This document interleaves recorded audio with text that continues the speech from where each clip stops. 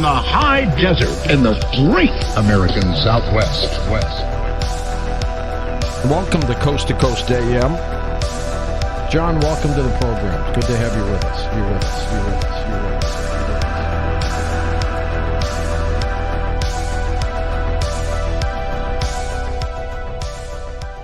Welcome to Coast PM, the number one unofficial Coast to Coast AM podcast. We are two brothers who analyze the world's largest overnight paranormal radio show, known as Coast to Coast AM. My name is Paul, and I'm the guy that listens to this inexplicable radio show here with my brother. Hey, it's Chris. I'm the Liam Gallagher to your Noel Gallagher, except I've never heckled you at one of our concerts. You have not, but you've heckled me on this podcast. I have heckled you on this podcast. Quite a bit. Not as much as I've heckled the Canadians, though. That you were really mean to the Canadians last time. I was mean to the Canadians. I got called out for being too mean to the Canadians. Did you? Yes. So apologies to the great country of Canada. We love you here. I stand with the Canadians on this. I side with them in this battle. I love Canada. Toronto and Montreal, beautiful cities. I love them both. Chris, I got some big news. I know we don't normally do banter, but America light in kilometers. Chris, I have big news. I am now the proud owner of a signed copy of Art Bell's book, The Quickening. Oh my goodness, that's incredible. I am so excited about it. We may do a reading series on it at some point. We're going to have to. It's just fun. It's that the signed copy. And here's the thing. You didn't know it was signed. I didn't know it was signed. I bought it for $2 from a thrift bookstore and then realized it was signed afterwards. So I think that's a sign from Art saying, hey, you're doing a good job, kid. Art's looking down from above. He said, not bad. He appreciates the work for sure. I'm going to give you a 1 not bad kid. But yeah, definitely a reading series on that for sure. Oh, it's going to be great. Well, today's episode, though, is a very exciting one that is actually a listener request by Ken from New Hampshire. So thank you, Ken, for sending this in. Kenny boy, thanks for reaching out. Yeah, this is going to be the June 20th, 1993 interview with Art Bell and Al Bieleck about the Philadelphia experiments. All right. Okay. I've heard of the Philadelphia experiment. It has something to do with time travel, right? Oh, we're going to get into it. I don't want to spoil anything because this story is full of plot twists. All right. But to give you just a high level overview, the Philadelphia experiment, it's honestly more of an urban legend than anything else, but it's an alleged invisibility project ran at the Philadelphia Naval Shipyard in 1943, where they attempted to turn the USS Eldridge invisible. And I'm guessing hijinks ensue. Hijinks definitely ensue. It gets wild. Some crazy things happen. So today's interview is with Al Bieleck, who claims to not only have worked on the project, but said that he was physically on the ship when it disappeared. And so I guess he has a whole story of where it disappeared to. He's got a big old story on what happens both on the ship and off the ship in the time that it disappeared. Dude, man, those post-war 1940s, early 50s have to be the most insane place on the planet when it came to like top secret research. Oh yeah, man. You know, completely everything going on during wartime, like existential threat, the world's going to war. And if you had a half-baked idea and could kind of show you had some theory behind it, you could probably get a very large grant from the DoD. To be fair, I think that's still the case today. You always have to remember that, dude. Yeah. Like when we talk about MK Ultra, it didn't go anywhere. Yeah. All they did was melt people's brains. They couldn't actually control them in any effective way. All right, Paul, it's enough banter. It's Tim time. Tim time. All right, let's go check in with the Coast to Coast AM blog with our good friend, Tim Banal. Timmy! Today's article, teacher fired for showing The Exorcist to elementary school students. That's probably a bad movie to show to elementary school students. That's fair. Yeah, I don't know if they can really handle that. Yeah. Let's jump in, find out what happened. A Dutch man lost his job as a substitute teacher at an elementary school after it was discovered that he had been forcing students to watch horror films, including The Exorcist. What was his like modus operandi? What was he trying to get out of this? I think he just really liked scary movies. And he's like, I'm going to be here. Kids, you're going to love this one. It's called The Exorcist. It's great. The first real use of green puke. So it's phenomenal. The strange case reportedly came to light last week when administrators and police were contacted by parents who were concerned about what their kids said were creepy movies being shown in the class. A subsequent investigation found that a substitute teacher had been terrifying the tots aged 7 to 9. That's too early for The Exorcist. That's too early for The Exorcist. With unnerving films that he screened for them while they were eating their lunch. Oh, what an insane person. First off, too young for The Exorcist. Second off, definitely too young to eat during lunch. I don't even want to watch that during lunch. Wasn't our axe-wielding crazy person that was roaming the docks also from the Netherlands? He was. I think that Tim Banal has 3 different regions Google alerted. It's the Netherlands, India, and the United States. That's exactly right. Yeah. That's where a lot of our shows come from. Most of it. What's going on in the Netherlands, dude? Are they all just so stoned that they can't comprehend how to be a real human anymore? It's those crazy mushrooms they got over there, man. Yeah, the dikes and levees, dude. They live in ocean. They do. They do. Now, among the frightening fare chosen by the teacher were the classic horror films The Exorcist, as well as the sci-fi hit District 9. Oh, actually, great film. Again, 7 to 9-year-olds is too early to be showing that film. That's at least a little better than The Exorcist, though. It's not quite as brutal. It's still intense, though. There are some intense scenes in that movie. As one might imagine, parents were not too thrilled with the man's lesson plan, as one angry father explained that some of the kids would, quote, run to the corridor to hide, while others, quote, didn't want to go back to class, and many reported experiencing nightmares from having seen the movies. Yeah, okay, all tracking. Even worse, children who complained about being scared were said to be mercilessly mocked by the substitutes.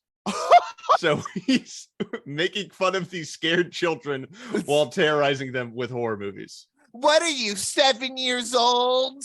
In what one might call an undeniable case of consciousness of guilt, the teacher had instructed the children not to tell anyone about seeing the films at school. And amazingly, oh my God, what a psychopath. This is the best part. Amazingly, had devised a setup wherein the movie would switch to a kid-friendly movie, such as The Pink Panther, should another adult enter the room. This guy, what? This is like psychopathic behavior. Yeah. Incredible. I'm imagining it's like he programmed something where he hits like the space bar and suddenly the TV flips. Right. You know?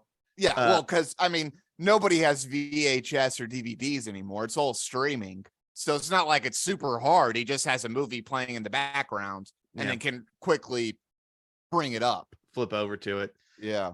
He knew very well what he was doing, the head of the school declared to parents in a letter explaining the situation, which understandably led to the substitute being dismissed when his highly unprofessional conduct was discovered. Can you imagine being the principal having to write that letter, just being like, dude, where have I gone wrong in my life?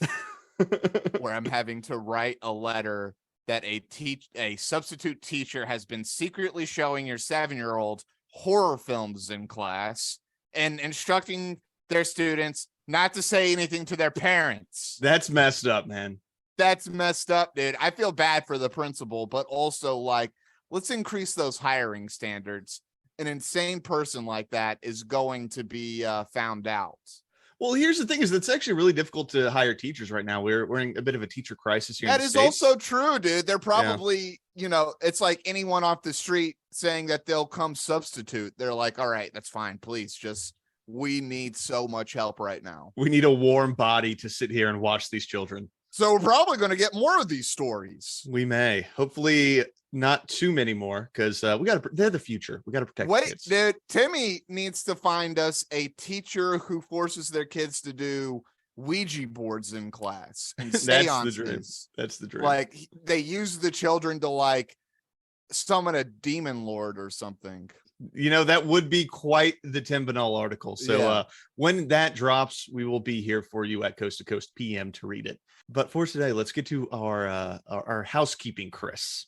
Yes. Housekeeping. So number one, we have an email address. You can send your thoughts and episode requests to c2cpmpod@gmail.com. Just like today's episode was a request, you too can request episodes.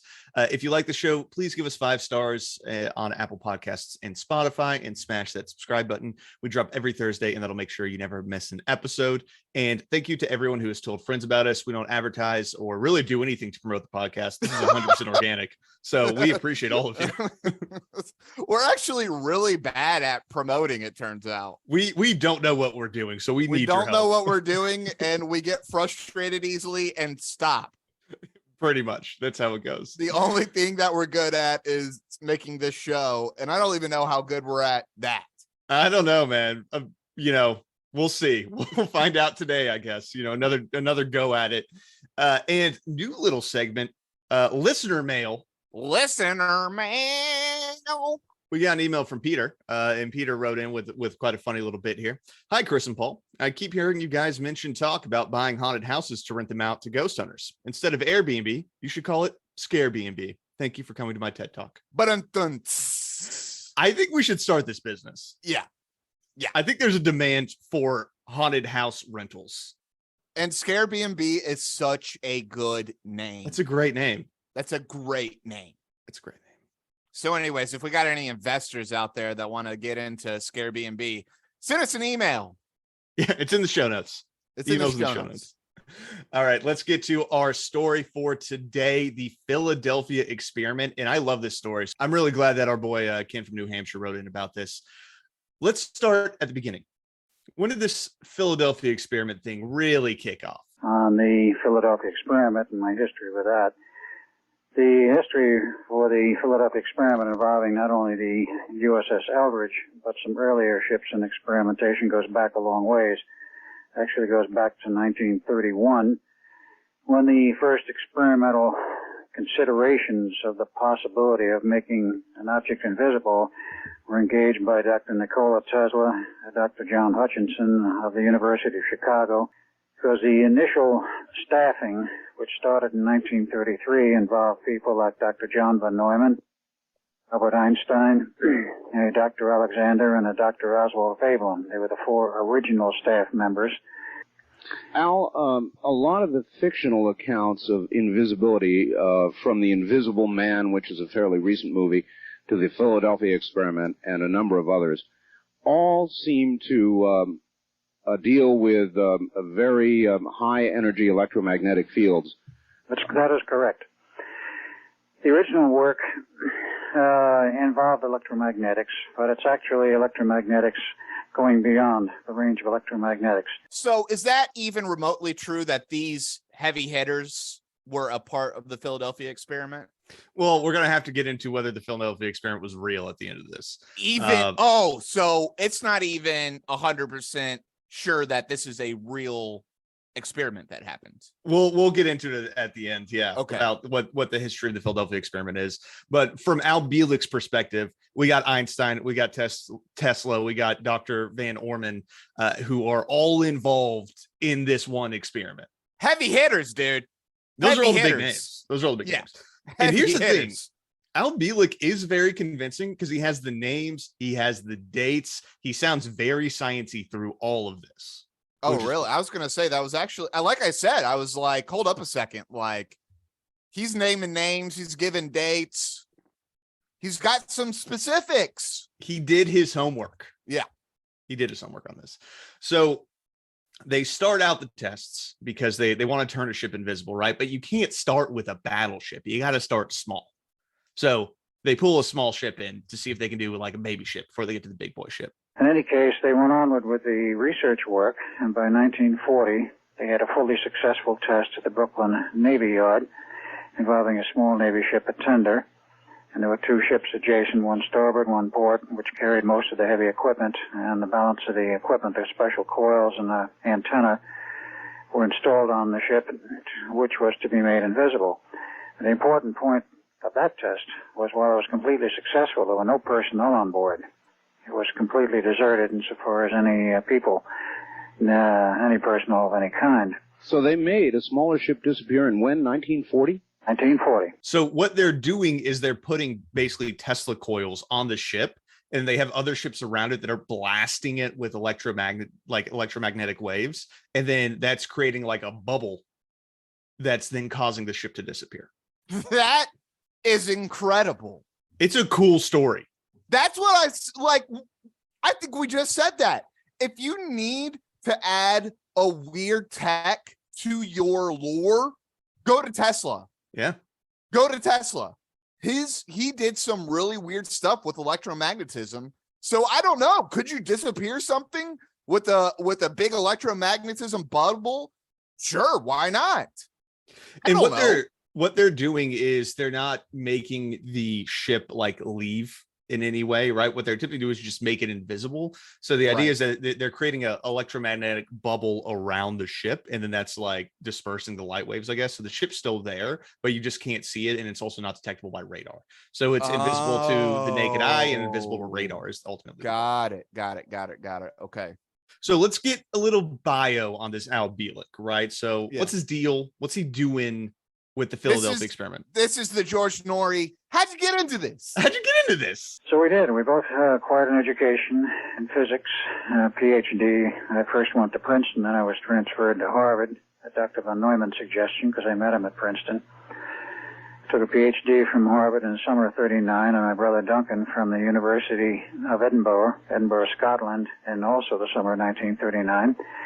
By father's insistence and arrangement, we both joined the Navy in September of 1939. So you have a PhD in physics. Under the name of Edward Cameron. I see. Not as Al Bieleck. And then in January 1940, we were assigned to the Institute of Advanced Study, where we were brought up to speed on the project. We didn't know really what we were going to be assigned to, but we knew we were going to be on some special project.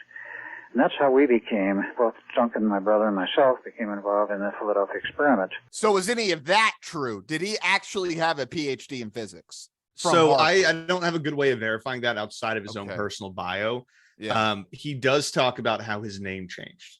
So he never really gets into the reason why in this episode, but I was curious about that. Did you learn more about the name change? No. So he changes his name, and I believe it was because of his involvement in these like very deep undercover operations.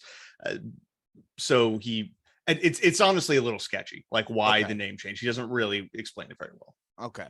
Now, Tesla was involved in this, right? And he was leading the project on making the ship turn invisible. And basically he was told like, yo, you got to make a battleship invisible, right? This is World War II. Like the German submarines are like sinking our ships. Like half of the ships that we're sending over the ocean are getting sunk by German submarines. So we got to figure out a way of stopping this. Yeah. So that was Tesla's big job. And making a ship invisible, heck of a way to not get sunk. Good way to not have submarines sink you is if they can't see you, man. Right. Yeah. If they have no idea you're there because you're getting blasted with electromagnetism. It helps. It certainly helps. It helps. Roosevelt told Tesla he was giving him a somewhat larger ship to make invisible, literally a battleship. So we proceeded to prepare for this. We had to order equipment, do a lot of further work. Preparations were well underway and nearly complete for the battleship test.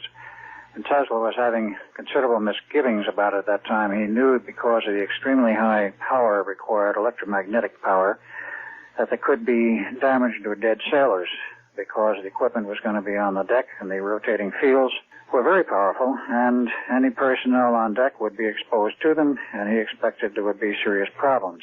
He went to the Navy and asked for an extension of time. He says he was certain he could solve the problem, but he needed more time, and of course he received the usual answer at that time was, if there's a war on, you've got a test date and meet it. So he had the choice of going ahead and hoping for the best, or, as he did choose, sabotage the test, detune the equipment so nothing happened and nobody was hurt. Well, then he bowed out and says, the test is a failure, gentlemen. I have other things to do. I'm leaving this project. So anyways, I gotta put a real quick timeout, Paul. Yeah. Because I know a little bit about Tesla. All right. I thought the whole thing about the energy creation that Tesla used was that it was safe for humans. Like, I've seen these pictures of Tesla like sitting there reading a book while giant like energy coils are blasting in the air and stuff, and he's just sitting underneath it. Like, the whole thing about the energy that Tesla created was that it couldn't kill you. So I think what is dangerous in this is the power of the electromagnetic waves that are being sent. So I think it's just Okay. at such a high frequency that it can start to impact humans. Yeah. There's not an explanation for that exactly that is Okay. provided. I'll tell you that. Yeah. Because so that was the way that Thomas Edison defeats Tesla, is that he like does this whole like dog and pony show of taking Tesla's energy creation, right? And then he puts an elephant near it and freaking kills the elephant, claiming that it was the energy source of Tesla's material. He called up newspapers and like early radio, and they have this huge field day, and Tesla gets freaking smashed because of it. Yeah, the energy wars were brutal, man. Yeah. It was Some brutal. crazy stuff, dude. Edison was, I mean, he was a capitalist at the end of the day, right? He was a madman. He really was. Well, and in this story, Tesla's really the hero because he sees that there's an issue. He's like, this is going to harm human beings. We can't move Right. forward. And then he breaks the machines so that they actually can't complete the experiment. Dude, that's so Tesla too. I mean, he Yeah. really was kind of a madman. He was a rebel. He was a rebel Yeah. in the end. Yeah. So Tesla leaves. He's off the project. And then this guy, Von Neumann, takes over, right? And then he's going to Okay. change things up a bit. And he's like, now we're going to get this working. So I don't know much about this guy. What do you have any background on him? I couldn't find a ton on him. He was a real scientist. I think he was a big name back in the 40s, but there's not a Okay. ton of biography available. Sounds Um, German to me, Paul. Probably. So he takes over and he's going to fix things and get this Right. project back on track and get Yeah. this battleship invisible. Right. War's on. And the basic approach involved rotating fields, a rotating magnetic field outside of a rotating electric field, both counterclockwise. And the equipment design involved some changes, and particularly upping the power.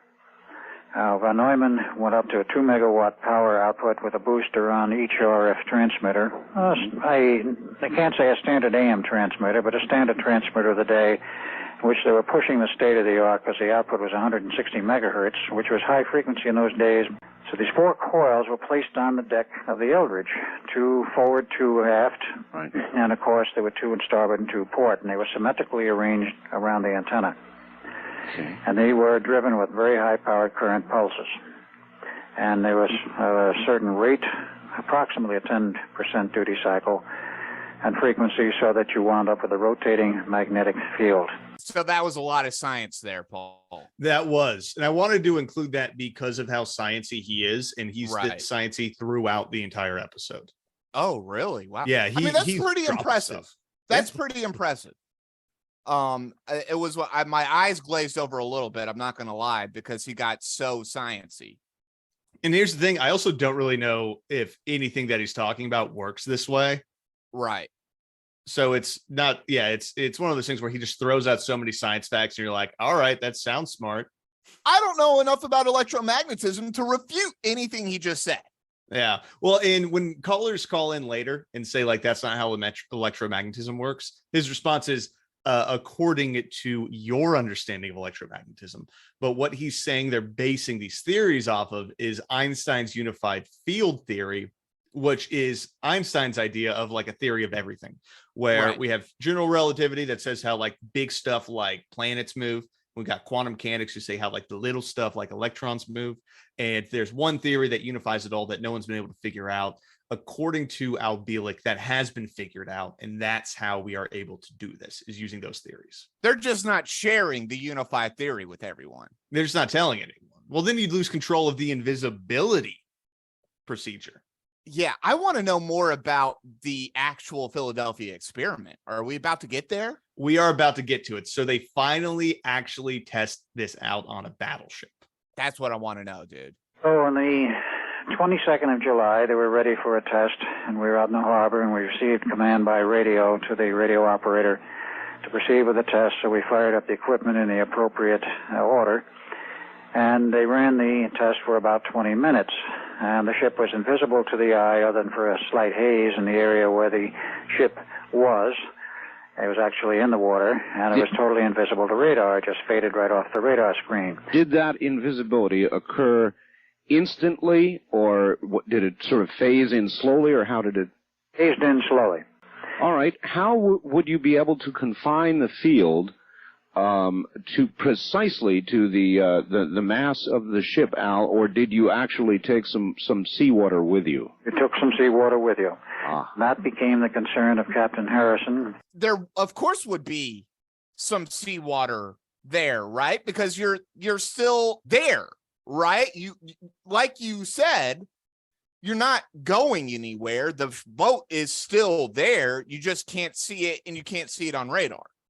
Yeah, and because they're using this like bubble of electromagnetism, then like they're scooping up seawater. Right. And the big concern was that the captain was like, oh my God, the ship is floating in air because the water is no longer there. So they had to shut down the experiment because he was worried that the ship was going to snap in half. That's a very interesting thought process. I don't really understand exactly why. That doesn't make any sense to me. It doesn't, because what we're doing is making it invisible. We're not making the water disappear. So I don't know why he thought that, but according to Al Bieleck, that's what he thought. So they shut the test down. Okay, interesting. Okay. The other funny thing that's like a weird little thing to add if he's making all this up. Yeah, it's interesting. The other thing that I thought was kind of funny was that they actually sent someone out in like a little boat to poke it with a pole, like a really long pole, to see if it was still. Oh my dude, that's drawing the short straw. Yeah. Private first class, come here. You're gonna get in a dinghy and go up to this invisible thing, poke it with a stick. See what happens. You never want to be the guy that has to poke the thing with a literal stick. Yeah, never be the guy that pokes the stick. That's what, and we've said this multiple times now. Don't volunteer if you're asked to volunteer in the military. Nothing good can happen. Yeah, we learned that in our Project Edgewood episode. Not good, man. Well, and what they found out was when they started poking with a stick, there was like some sort of the field had created like a barrier where he was actually poking the field itself. Right. And he couldn't actually get to the ship with his pole. It's a force field. You're creating a force field, right? Pretty much. Like the Gungans with their water shields. Yeah, just like that. Just like the Gungans. Yeah. So, which honestly would really help with the not getting sunk thing, you know? Right. Yeah. If you're already got a water shield, it doesn't matter. If anything, I feel like the bigger story here is that we made a force field around a battleship and not that we made it invisible. Right. Right. Like, that's incredible. Yeah. So let's get into the madness part of this. Okay. They successfully made this battleship invisible. So none of this has been mad previously. No, this is the normie part of the story. We cover the normie part. I already feel like I'm going mad. Yeah. They did the test with the battleship and no crew on board. Right. So what's the next step? Put some people on it. But hold up. I thought the admiral or whatever puts the kibosh on the experiment. He paused that experiment. So what they decided was, let's not make it fully invisible. Let's make it kind of invisible, and that way I don't get anxious. Okay. So we can still kind of see the water. Okay. Made him feel better. And they threw a bunch of crew on board. It's more of like a skeleton crew. There's some people like on the deck. There's some people below deck. They're kind of just scattered all over the place. Yeah, they don't want to lose a battleship worth of crew, but you can lose like 15 guys. Yeah, no big deal. Yeah, no big deal. So there we were, and we had orders to proceed with the final test, finally received by radio, so we proceeded and fired up the equipment. So we had 3 observer ships. We turned the equipment on, and for about the first 70 or so seconds, everything appeared to be functioning according to plan, i.e. radar invisibility, but you could still see the ship through a haze. And all of a sudden, there was a blue flash, and the ship disappeared, waterline and all, and there was no ship in the harbor. It was gone, and I don't mean visibly gone, it was physically gone. And it was gone for about 4 hours. And then at 4 hours approximately, the ship suddenly reappeared in the harbor, needless to say, von Neumann and everybody was panicked when this happened. And there was no way to raise anyone on the radio. There was absolutely no radio connection. They created a portal. Something happened to the ship. They created a portal. And here's the creepiest thing about this is that a ghost ship comes back because the ship reappears, right, hours later, and it's radio silent. They don't see anyone on board. No crew on board when it reappears. They don't see any, and they're getting no signals off the radio. Ghost ship. So once the ship reappears and they can't hail it at all and they don't see anyone, they send a crew on board the ship. Mm-hmm. Which also don't want to be on that crew. No, don't want to be the guy that goes on to ghost ship that just reappeared after being completely gone for 4 hours. Where did this ship go? Dude, I'm not a part of that crew. Bad spot to be in. So let's hear what they found. So they had a special launch go out with a boarding crew. When they boarded the ship, they found out much more about what happened. They found 2 men buried in the steel deck. 2 men were buried upright in the steel bulkhead. A 5th man had his hand buried in the steel bulkhead. He lived. He was the only one of the 5 that lived. They cut his hand off and gave him an artificial hand later. And those who were still on deck were insane and totally out of it. I do mean insane. And those below deck were perfectly all right because they were shielded by the steel. Right. The one man developed a problem of intermittent and uncontrolled invisibility, but probably due to flux leakage due to the saturating of the steel. He casually says a lot of things there, Chris. Number one, there were people that were melded into the deck, right? So their bodies in the steel had like morphed together. And then there was one guy who would intermittently go invisible. So this is actually all pretty interesting stuff because theoretically, that's one of the theories on creating a portal, right? Is that you would have to blast a certain area with just a metric butt ton of energy. And that would somehow rip open space-time. And then that portal is how you would enter, and like, hopefully there would be a place at the end that you would end up also getting beamed with a absolute metric butt ton of energy that you could go in between. Yeah. And it sounds like what's happening is that they're like de-atomizing and then re-atomizing. It's possible. That's a possibility for sure. So this is all kind of, it's tracking a little bit. You can see that he's a Bob Lazar type, right? Mm-hmm. He knows some of the science. He knows enough of the science to be dangerous.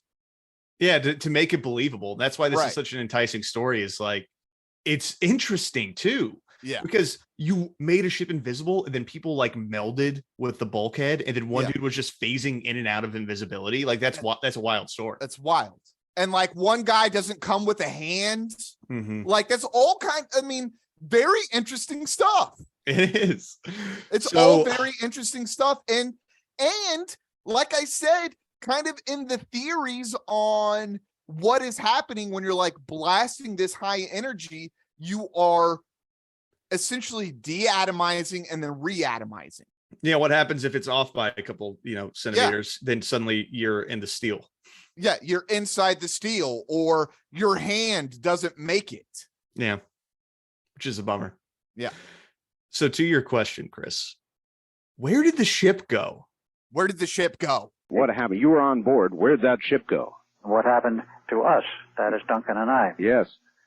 In the first 30 seconds, everything appeared to be normal after the equipment was operational. Then we noticed strange waverings in the tubes, and then some strange electrical arcing started to take place in the control room. And we decided at that point, well, this equipment's going haywire. This is not according to plan. And we've got the bright idea, well, let's jump overboard and swim ashore.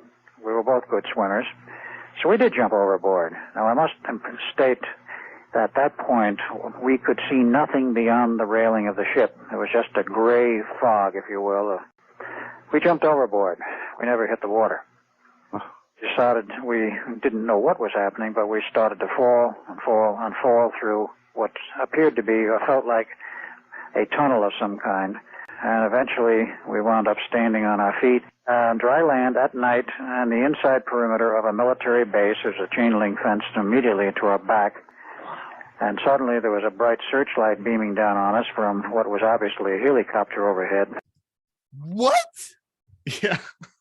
So They got blasted to a military base? yeah, him and his brother Duncan were just like, let's bail off this ship, jump over the edge, and then they land on a military base. Okay, this is I got to know more. Got to know more. Can't make any real predictions as to what the heck is going on here. Just so many plot twists. And the thing is, Yeah. like, here's a call out. In 1943, helicopters were not really a thing. They were just being tested. They didn't really work. So they didn't even know what this thing was. They weren't familiar with helicopters. He just knows it now in modern day that it was a helicopter. Yeah. Right? Wow, dude, you're totally right. Like the helicopter kind of gets its feet wet in Korea and really becomes a tool of the army in Vietnam. Yeah. So when they start looking around, they see a very familiar face. An elderly civilian came forward and greeted us and said to us, "I've been expecting you, gentlemen. I am Dr. John von Neumann." Oh. He looked at him and said, "You're who?" And I said, "I'm Dr. von Neumann." I said, "You can't be. We left him about an hour ago. He's a much younger man." He said, "No, I'm sorry, gentlemen. You're no longer in 1943. I'm 40 years older. This is 1983, and you were at Montauk, Long Island, part of the Phoenix Project." He gave us the grand tour of the underground base. We saw computers which did not exist in 43, graphic displays, large screen color TV, other electronic apparatus totally beyond anything we knew of in 1943. So we were not only impressed, we were thoroughly distraught. They blasted him to the future. They went to 1983. That's where the portal opened up to. Yeah. And they see the doctor that was running the Philadelphia experiment project. That Just 40 years older. That is awesome. Yeah. What a good storyline. It's great. And here's the other thing too, is the Montauk project is like this very shady, conspiracy project, right? That the government was running. Right. And it's actually the inspiration for Stranger Things. Right. All the stuff that was happening in Hawkins with the secret government facility, it's all based on the Montauk project. Right. So we're just pulling all the fun strings here. Yeah, dude. This is good stuff, dude. This man is a connoisseur of the lore. You did a good job, because He did it's a two good brothers job. working on a ship. That's enticing, right? And then they Yeah. like see their old boss like 40 years ahead of time. That's crazy. Yeah. Everything about this is such a good story. This is so good. Okay. All right. I need more. Got to get more. So to make this even better, the doctor tells him, "I got a mission for you." Yeah. He says, "I've known the whole story for some time. I've had it in my records." Said, "You will go back. We have to send you back to the Eldridge so that you can smash the equipment and shut it off." He says, "We can't control it from here. It's still running. The ship disappeared into hyperspace and into a hyperspace bubble, which is a mathematical artificial reality." They said, "The problem is that this hyperspace bubble is growing, and we don't know what it's going to encompass, how large it may get. It could engulf the entire Earth." And I said, "Well, that's great. Just how are we supposed to do that?" He says, "We'll send you back." And I said, "And just how are you going to do that?" He says, "Well, we have complete control over space and time here on this project. We can send you anywhere we want." 84, we have complete access to control space and time. Yep. In 84. We can move you through time and space. They basically have a TARDIS from Doctor Who where they can go wherever they want. What an interesting year to pick as well, 1984. It's a good one. Yeah. That's a funny year to pick. Always got to come back to Mr. George Orwell. It's important to do so. We love Orwell. So basically they get blasted into the future and they're told, you have to save the planet. Yeah. Because this hyperspace bubble is going to engulf Earth. We're literally in the beginning of an origin story for a superhero. Yeah. Literally. I mean, we got everything from the man losing the hand, the invisible man, evil German telling you to destroy the equipment of the military, dude. This is great stuff. It's a really, really fun story. I love this. Everything about the Philadelphia experiment. It's so exciting. Yeah. I'm excited. Yeah. So dude, I'm excited about that. We have complete control of space and time. Now, here's a question that's not addressed. Yeah. Why is it that Al Bieleck has to go back on the ship? Why couldn't they just send someone else to start just destroying it? What do you? I don't understand, because he's the guy that's on the experiment. Yeah, but if it's going to destroy the Earth and it's Al Bieleck and his brother jumped off the ship and they have complete control of space and time, why can't they just send, Mikey onto the ship to start busting up the equipment and stop the hyperspace I level? see. Why couldn't they send somebody back?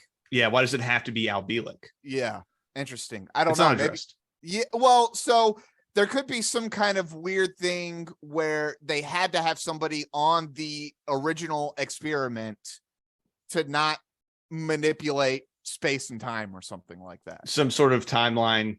Hollywood would fix this. Yeah, Hollywood would definitely fix this. yeah. That they would wrap up this in a nice little bow, I think. Yeah, just give me some Back to the Future type logic and we'll get it figured out. Exactly. All right. So, anyways, regardless, they have to get sent back to the Eldridge and just break everything to stop the hyperspace bubble. So he sent us back so we could smash the equipment. So we're back on the deck of the Eldridge. We go in the control room. We find axes and we start smashing everything in sight. And eventually, with enough equipment, lines cut and equipment smashed, mostly the 606 tubes and some auxiliary electronic equipment, the main generator started to wind down. And at that point, we knew the thing was over. So we went back out on deck. And then, of course, at that point, we saw the bodies buried in the steel. So I'm just making this connection. Is he calling the boat the Eldritch? Yes, it's the USS Eldridge. Like Eldritch incantations? So this is an actual boat. This is a real boat. This is a real boat. This is a boat that the Navy has. Yeah, this is 100% real. The boat itself is real.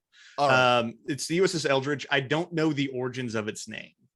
But is it spelled like Eldritch incantation? Because I'm just gonna say that's a weird little because doesn't Eldritch mean like ancient lore? So it is magic? spelled differently. Okay. And it's a Cannon class destroyer escort and was a ship of the U.S. Navy named for Lieutenant Commander John Eldridge Jr. Eldridge, not Eldritch. Okay. I think it's a CH at the end is what means archaic lore or whatever. Right. Yeah. So it is different. It is different. Yeah. But it was very real. So they get sent back to the past because they saved the ship. They show up 4 hours later in 1943, and then they tell the story to the doctor, who doesn't believe them. Right. So of course he says, "Hey, we just met you, but you were 40 years older. Yeah. And you sent us back to destroy everything because we could envelop the earth and send it to a nether region of nothingness." Pretty much. That's what they told him. That's a tough story to believe. It's a hard sell. So naturally, the doctor was like, "Hey, man, I'm going to have to send you back to the future to get more proof because I don't believe you right now." Oh, so to bring something. Yeah, to bring back evidence. So they send them back? They sent it back to 1984. Let's go. Nobody believed me. Van Neumann later took me aside and says, "I don't know whether to believe you or not." He says, "We're going to find out." So he built a time machine there at the Institute, a small but workable one. So he said, "You're going back to 83 and you're going to get proof and bring it back to me to prove that you were there and that I was there." Oh, he did. He sent me more than once, and I came back with proof that he accepted. Do we know what the proof was? What did he No, bring he doesn't back? say. He doesn't say. He never says what the proof was. Yeah. I mean, the thing to be asked would be like, tell me something that only yourself would know. Yeah. In the 40s or something. You know what I mean? Like, that's all you would really have to do for proof. Or, I don't know, come back with a Polaroid picture of me and you, or so. I don't know. You could probably figure it out. Well, but you get into like a weird, I guess, because what's happening is the whole ship is being enveloped. Mm-hmm. So I guess you would be able to transport things back and forth. Yeah, I'm pretty sure you can bring whatever you want to. Otherwise, it'd be like the Terminator and you show up naked. Right. But short of that, you could bring back anything, I guess. Right. Yeah. Anything tangible that could be brought into the bubble. Yeah. Okay. So that is the story of the Philadelphia experiment, Chris. All right. And now that we have gone through that story, I am going to have to ruin all of it for you. See, you were a little bit smarter this time that you didn't tell me that it was all BS. What would you say if I told you everything that we just talked about was completely fake?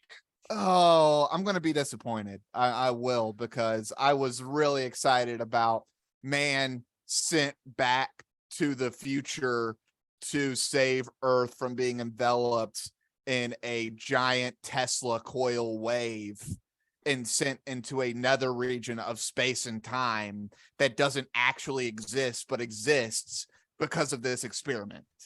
Yep. It's a great story. It's 100% fake. No, 100%. Nothing about this is real. Not one thing. Yeah. Unless we're like going with the conspiracy theorists, like there's a non-zero chance it happens. Right. There's mostly a 0 chance it happened. So the origins of the story, and I'm pulling mainly from Robert Gorman's article called Alias Carlos Allende in Fate magazine in 1980, where he did a deep dive into Fate magazine. Okay. Which is a paranormal magazine. Right. Yeah. So the origins of the Philadelphia experiment as an urban legend, we got to go all the way back to the 50s. So this started with a ufologist named Morris K. Jessup, who wrote a book called The Case for the UFO. So Jessup went on a tour promoting the book and was saying that the US government needs to fund research into anti-gravity and space travel, specifically using Einstein's unified field theory. So wait. Okay. So Einstein really did have a unified field theory. That he didn't part have is true. He didn't have a working one. Okay. He wanted one to exist because he said that we can't have special relativity, quantum mechanics. Quantum mechanics. Right. Yeah. The two don't make contradict each other. And so just in the fact that they contradict each other, neither of them can be true. Yeah, neither can be, because there has to be one true theory to run everything. Right. Yeah. And that was, and Einstein called it the unified field theory, but he never figured it out. Right. And we still don't have it. We have theories like string theory that claim to be the unifying theory, but we still don't know which one of these unifying theories is actually true. Yeah, exactly. So in 1956, Jessup began to receive very strange letters in the mail from a man named Carlos Allende. The letters had very distinctive writing, random words were capitalized or underlined, and annotations were written in the margins. So in these letters, Carlos Allende scolded Jessup for promoting his book and promoting research into Einstein's unified field theory, saying that the government had already ran tests using the theory to turn a battleship invisible and that it had disastrous results. So some random crank starts sending this guy letters and he's like, oh my God, this is 100% true. Yeah, he starts sending a ufologist letters. Right. That's about what I'm saying. Yeah. I got it. Yeah, random crank. So Jessup wrote back because, he's a researcher, right? He wants to get to the truth. Yeah. And he asked Carlos to provide some sort of evidence for his claims. Naturally. And it turns out that Carlos Allende's real name is Carl Allen. And he couldn't actually provide any dates, names, or anything useful to prove the story. He was referencing, he referenced newspapers that didn't actually exist, and articles that didn't actually exist. So Jessup ignores it, thinking, okay, this is a crazy man message. Yeah, this is a crank who's bothering me. Now, the plot twist here, Chris. 1 year later, Jessup is called into the Office of Naval Research in Washington, D.C. Here we go, dude. Naval intelligence. One of the highest levels of spook. So they brought him in specifically to question him on a copy of his book that they had been sent in the mail. It was an annotated copy of The Case for the UFO and had all of this crazy stuff written in the margins in varying colors of pen.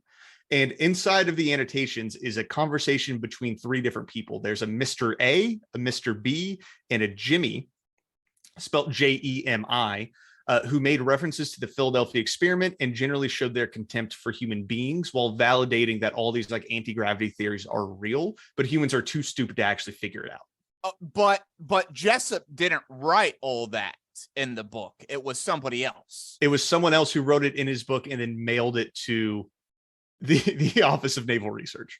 And so they're like, can you explain all of these crazy writings? Yeah. They're like, what's up with this? Do you have any information on this? Because like some dude sent this to us with all of these messages saying that it's real inside of the book. This is Carl Allen, right? This is definitely Carl Allen.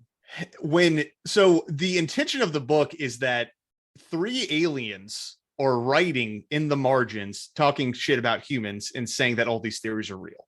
Okay. So that's what he was going for here. And the moment that Jessup sees it, he's like, this is the exact type of writing that I was being sent in the messages. It's Carl Allen. Yeah, this is Carl Allen. This is Carl Allen. Oh, man, dude. All right. So we got a crank out there just going absolutely nuts, being like, I'm going to connect all these dots. Yeah.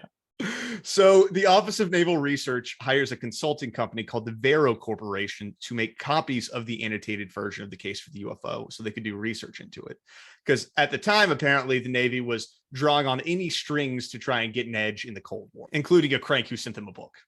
Right. They're like, well, this guy could be a genius. So this Vero edition of the case for the UFO was passed around in like underground conspiracy circles for decades because it got out and it had all this crazy stuff in it. And people started, in certain circles started to think that there was some truth to it. Wait, can we get a copy of this thing? You can get a copy of it. You can find it online. You can read the whole thing online. With all the crazy crank stuff in the margins. Yeah, what they have done is that they've typed it up. So the annotations are in different color letters, but it is typed up. So it's not crazy in the margins anymore. Right. But you can find a copy of it still. Oh my God. Yeah, just look up the Vero edition of the case for the UFO. Okay, got it. So in 1979, Robert Gorman begins to investigate the Philadelphia experiment, right? So it's kind of an urban legend that's been created based off the Vero edition of Case for the UFO. Right. And in his research, he discovered that his neighbors were actually parents of Carl Allen. What? So, yeah. And his daughter would like play with their cats and he would kind of talk about his research. And he's like, oh no, you're talking about our son. Are you serious? Mm-hmm. This is insanity. It's all madness.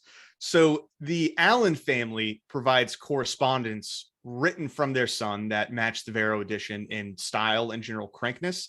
And Carl had also sent them a copy of the Vero edition and said, look at what I did. You have to save this forever. I'm the one who wrote this. Yeah. I'm the guy. I'm the crank. Yeah. I'm the crank. And Gorman, this journalist, has put everything up online on his website. You can find all of the documents from his like birth certificate to when he worked for like, a certain boat. He was never actually in the military, but he did work on ships and his letters and postcards that he had sent his family showing that he's a total crank. Right. Well, dude, right. In the 1940s and 50s, everyone was a part of the military industrial complex pretty much. Mm-hmm. And so, Joe Blow was a riveter on, top secret military technology or battleships or whatever. And you would get kind of an inside knowledge of how all this worked. Just being, guy from Baltimore or whatever. Mm-hmm. So this journalist Gorman learns from Carl's parents that Carl was a really bright kid, but he was very big into pulling people's legs and would make up a lot of fantastical tales as a child. And he eventually became completely outcasted from his family and would just write them crazy letters, right? So that was really the only contact they would have with him at that point. Yeah, so it wasn't fantastical tales. He was like schizophrenic. He was something. I don't know what it was, but he was something. Right. So this becomes an urban legend, right? And in 1984, the story of the Philadelphia experiment was turned into a movie by Hollywood that heavily dramatized the conspiracy. The plot line of this movie was that 2 men were on board the USS Eldridge during the experiment, and they get blasted into the future and have to race against time to save the planet. Okay, right. So that may sound familiar. The same story that Al told us. And in 1988, Al Bieleck sees the movie, and he says that his memories began to return about his involvement in the Philadelphia experiment and the Montauk Project. Repressed memories.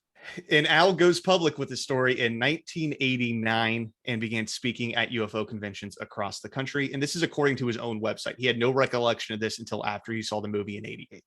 Dude, we're going to have to do a Hollywood conspiracy episode very, very soon, because how many times have we now heard, I saw it in a movie? And that's exactly what this is. Everything you just heard was Al Bieleck seeing the movie and saying, oh, that's me. Because his story, it's 2 brothers who are on the Eldridge and get blasted into the future and have to save the planet. In the movie, it's 2 friends who are on the Eldridge and get blasted into the future and have to save the planet. Right. Yeah. It's all made up. Yeah. Hollywood just wrote a movie about me. Yeah. This is my story. My favorite thing is that he didn't even see it when it came out. He saw Right. it 4 It years was later. years later. And it was like, oh my God, this is my life. Yeah. I'd completely forgotten every aspect of it until I saw this movie. And the story being was that the government wiped his memories because they didn't want him to remember his Right. involvement in the time travel. Well, and Ron Allen showed us that it is possible for them to send 4G and 5G waves into your brain to make you forget things. It's true. So maybe it's just MK Ultra meets Philadelphia Experiment, and that's why he forgot. That's right. Okay. I'm going to go with that one. So that will conclude the story of the Philadelphia Experiment, Chris. One of my favorite urban legends I'd say that we've covered that definitely did not happen. Oh my God, dude. It was really good. I mean, really good lore, dude. He had a lot of connective tissue in that completely made up story he just told us. Yeah, he did. And it was a fun story. Everything about it is very fun.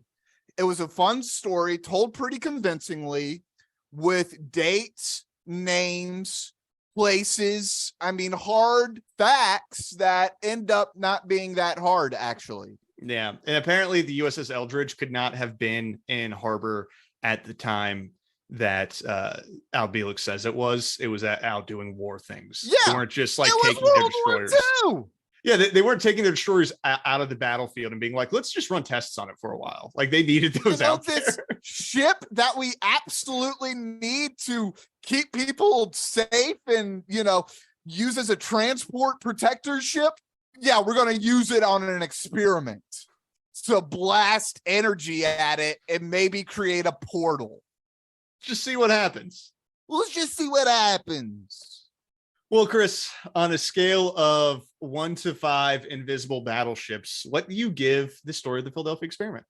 Dude, it's a classic. I mean, it really is. Like I said, I didn't know a ton about it. I knew kind of generalizations. It is a conspiracy that has penetrated the conspiratorial culture, right? It is a mother or father conspiracy, maybe even a grandfather or grandmother conspiracy, right? All kind of conspiracies are, especially today, have a little taste of the Philadelphia Experiment, right? Mm-hmm. Secret military experiments, Nikola Tesla, Albert Einstein, possible German Nazi running the whole thing. I mean, it's good stuff. It's all good stuff. And again, let me get on my soapbox. Directionally right. Do I think how is this directionally right? 100% directionally right? How are we directionally right here? So I'm going to give it, what was my grading scale? So 1 to 5 invisible battleships. I'm going to give it like 3 or 4 invisible battleships, even on it being fake. What a great story. Dude, I'm giving it 5 invisible battleships. This was so fun to research, especially with all the stuff about the Vero edition and Carlos Allende writing postcards to an ufologist. Like it's just everything about this is wild. It's both wild. The story and how the story became in urban legend. Yeah. There's so many twists and turns. I had no idea where we were going. I didn't know about the time travel part, actually. I just knew it was a ship that got turned invisible. And I was like, oh, this guy went to the 80s? Yeah. All right. That's cool. So that is the Philadelphia Experiment. We hope that you enjoyed it. We'll be back more next week. And if you want to request an episode as well, c2cpmpod@gmail.com. We'll take care of it for you. And that's the show. All conspiracy all the time. Later.